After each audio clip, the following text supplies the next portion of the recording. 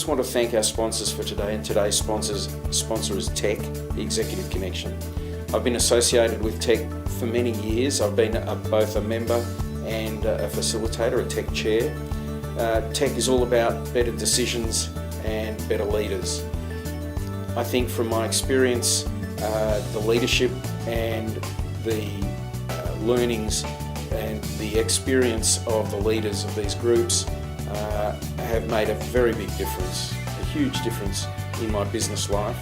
And I think that if you contact them on www.tech.com.au, you can connect with Tech, the organisation, and I think it would be in your interests. So thank you, Tech. Welcome back to the show. And this week's special guest is Lance Stringer of Eden Hills and Lordenswood Pet Crematoriums.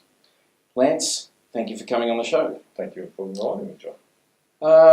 Just to give us an idea about your business, my understanding is that it started off in the way of a family business. It's transitioned through generational change. It still is family business, family-owned business. What made you or your dad get into this business, and what is it? Well, I suppose for Dad, he was a very genuine animal lover, and having lost his own dog, a German Shepherd, many years ago, he looked around Perth and tried to find a respectful way to say goodbye, and he couldn't find anything affordable at the time. And so we had some land up at Clackline in the Open Valley, about an hour's drive east of Perth, and he decided that a pet cemetery would be really nice for all pet owners to be able to say their goodbyes in a respectful manner. And he just went off and did it, as many family businesses do start. It's an idea, and let's just have a go. And Mum supported him with that, and she was the one putting food on the table. She was a secretary back in the day. And off they went, and we did all sorts of crazy things. I was about 11, and I got to help them plant 800 pine trees for the first pet cemetery, and 400 of which died in our first West Australian summer. And you learn by all those mistakes, like lots of family businesses. So that's how we got into it. Okay, and how much time did you spend in it in your early days? Well, I pretty much would come home from school and whatever chores Dad had lined up for me, that was what I was doing if I wasn't doing homework. So it kept me pretty fit back in those days. I did the jobs that Dad didn't want to do, which I'm sure is pretty familiar to a lot of family businesses out there. We worked together as a pretty tight family unit, working to each of our strengths. And that's how we got going in the 80s. So it was 84 that we started off. So 84 you started, and how did you build a customer base? Was it going out knocking on doors, or people found you on the Yellow Pages? Or? Yeah, well, that's right, back when Yellow Pages was a thing. So initially it was Dad going out and seeing the vet clinics and just getting the word out that way. And in the 80s, that was a very foreign concept, of veterinary clinics, the idea of a pet cemetery or pet cremation. And he got laughed out the door of many a vet clinic, and understandably so. It's just such a foreign concept. Whereas today, it's very much more a normal, part of pet ownership. So, in WA, which is the beginning of the business, the terminology is Lawnswood Pet Crematorium. Yeah. So, is there a crematorium? Is there a physical? Yeah, so we have a physical cemetery up at Clackline in the Open Valley there, and then the crematorium's there as well. And that's evolved over the years, and that's one of the things that I've sort of brought more technology and things into that side of things these days. It's fantastic. It's a great way to start a business that you just knock on doors. It's a very fundamental way to start a business. Yeah, and you've got to be able to take the knockbacks, and it's the same with any family business or any business in general. You've got to be able to have a thick skin, especially in the early days, and have self-belief. And it was very tough. We made a loss in the first couple of years, and there's that self-questioning stage of are we doing the wrong thing here? And then very gradually it started to evolve. But as can happen, our family imploded in around about 1992, and I went off to uni and did my own thing because I simply couldn't work with Dad, and that would become very apparent very early on. and we had very different ideas of how things should and shouldn't be done. So I went off and did my degree in business and agribusiness, and Mum left a couple of weeks later, and then Dad was left by himself running the business, and he struggled to work with people and to employ people, and so that really held him back for the next decade. So were there other siblings that were helping out at the time? Do you have other siblings? No, I was an only child, so yeah, that was pretty much it. So Dad struggled on for quite a while by himself. And how did then the connection happen where I came back in? You came back in? Yeah, I guess I'd always had ideas. I really enjoyed helping people from a young age. So yeah, even from the age, it sounds crazy now to say it out loud, but from the age of sort of 15, 16, I was picking up the phone for customer calls, and I'd heard everything that Mum and Dad said. Luckily, I had a fairly deep voice, so people didn't pick my age.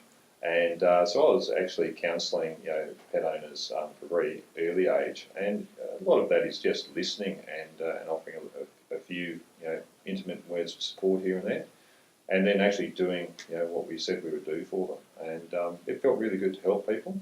And then when I got older and had my licence, I'd, go to clients' houses, collect their pets, return their ashes, and they were staggered at how young I really was when I showed up, very fresh faced. So I enjoyed that, and then I had these ideas, crazy ideas back in the 80s, like, Dad, we should get a mobile phone, we should get a computer. Of course, none of that was ever going to take off, but so he kept doing it his way.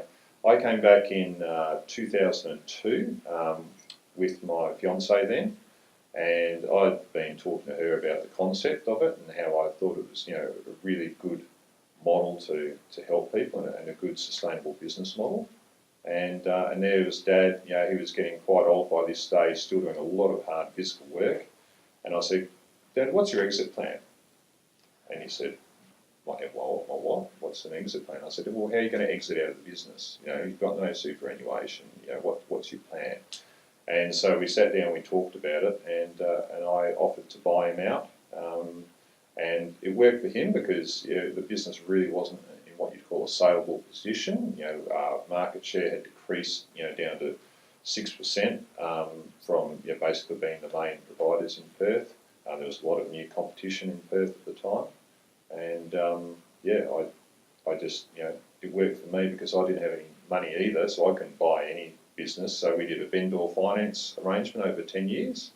And it worked to both our advantages, got me into the business and allowed him to retire gracefully and have a stable income for the next decade. I'm just trying to picture it. There must have been staff because your dad couldn't have manned the phones, done pickups of animals, processed the animals through the machinery, and then packaged the ashes back and returned them to clients.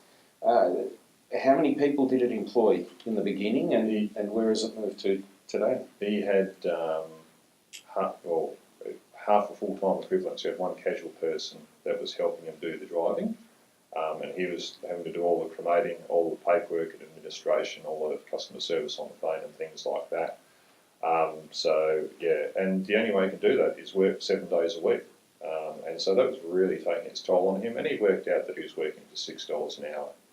And as a result of that, his customer service wasn't, at the same level of passion that it was back in the early days. And I could see that, and I didn't think that was fantastic. And that's one of the other reasons why I bought the business, is because I wanted to make sure that people had a very positive experience with Lawnswood.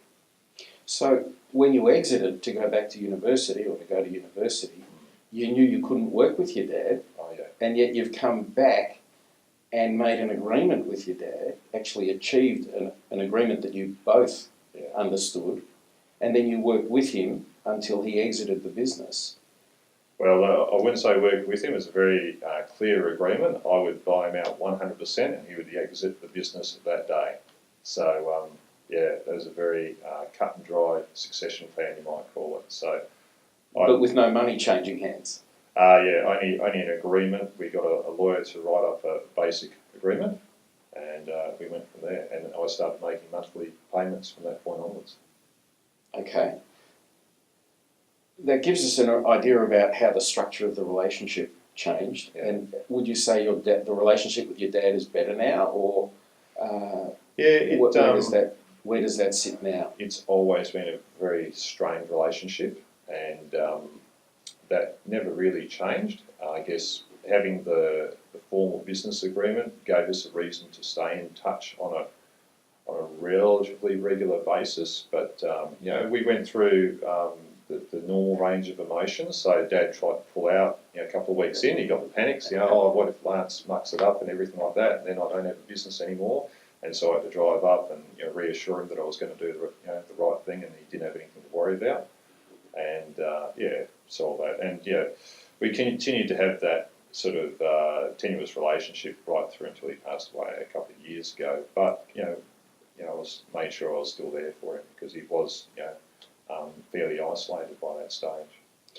Just for the people who are watching the show, when somebody talks about a pet crematorium, they don't know what it is, how big it is, what it would actually do. So do you take pets that are budgerigars and go all the way through to, say, your normal household elephant, for example? So they're not quite the elephant stage, but we can look after any pet from a canary to a Clydesdale, basically. So one of the things I did in about 2007 was I built Australia's first privately owned horse crematorium that was large enough to accommodate an entire horse. The main thing for that was we were very strong about, if we're going to do it, we have to do it properly. We needed to be able to treat the horse with dignity right from the time that it's collected to the time that it's cremated. And that's what we do with all the other pets. So why should horses be any different? That's great. We're going to go to a break now, so we'll come back shortly.